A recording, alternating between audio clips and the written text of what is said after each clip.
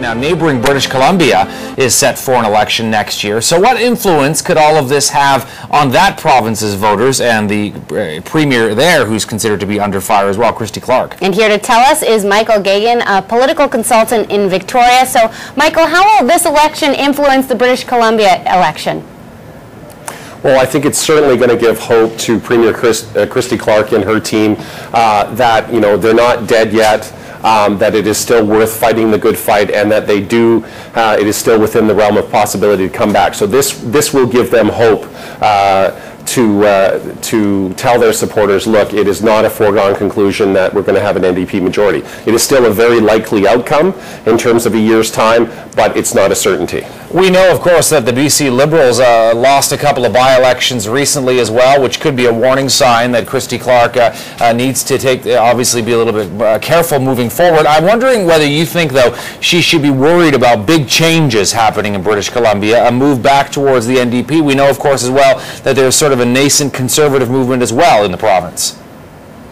Yeah, she's getting pressure from both the left and the right. I mean, a lot of the problems the Liberals are facing are because of her predecessor, Gordon Campbell, the BC rail scandal, the rather high-handed imposition of an HST without any public consultation. I mean, those are the things she's dealing with. I mean, the criticisms that have been leveled at her basically come down to she's great at photo ops, but, you know, show us that you can govern well. And it's more about, you know, give us the substance, we see the style. So a lot of what she's laboring under is because of her predecessor. And the other different dynamic is, of course, you know, teachers, other public sector union types. I mean, they were scared into voting Conservative in Alberta in order to keep Wild Rose from getting elected. There is not a chance that you're going to see the teachers who are embroiled in a bitter dispute with the government going to the Liberals. They're going to vote solidly with the NDP. Mm-hmm. And on the right, you know, that was, in terms of the two by-elections, in one by-election, even if the Conservatives had not run a candidate, the NDP would have won. In the other, yeah, there was some vote splitting that the NDP candidate won as a result of. I think even without the Conservatives running candidates, they'd be in for a tough fight against the NDP. I think with the Conservatives running a full slate of candidates, I think they're in an extremely tough fight. Well, because I was going to ask you, I mean, especially the NDP, we just saw they doubled their numbers. They went from 2 to 4 in Alberta, and given the NDP and a strong Conservative support, I mean, are the Liberals in trouble as centrist voters are shifting? Yeah, I think it's a situation where centrist voters are increasingly becoming consumer voters. Mm-hmm. They're not welded to one political brand or another. They want to say, you know, what party at this particular time, or what government or what opposition at this particular time has the platform, the policy, and the attitude that I most identify with. Those people are up for grabs, and so it's a much more volatile dynamic.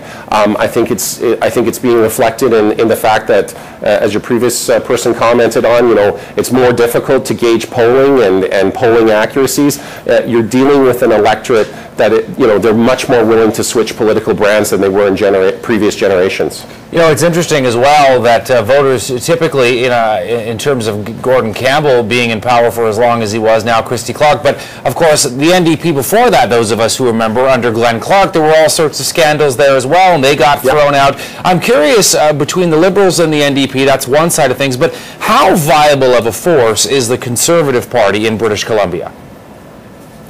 Oh, I think it's growing in viability. I think it's a situation where, I mean, they've had one government MLA cross the floor to sit as a Conservative, and keep in mind, this is a province where, you know, we've had a history of where, you know, what starts out as, you know, a trickle becomes a flood in terms of political movements. But, you know, the Conservatives are very determined to run candidates in every riding.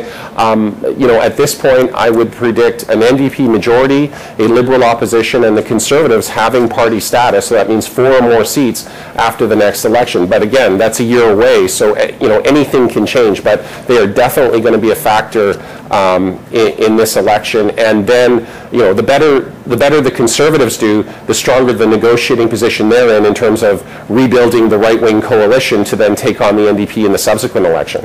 Real quick, is Adrian Dix ready for prime time?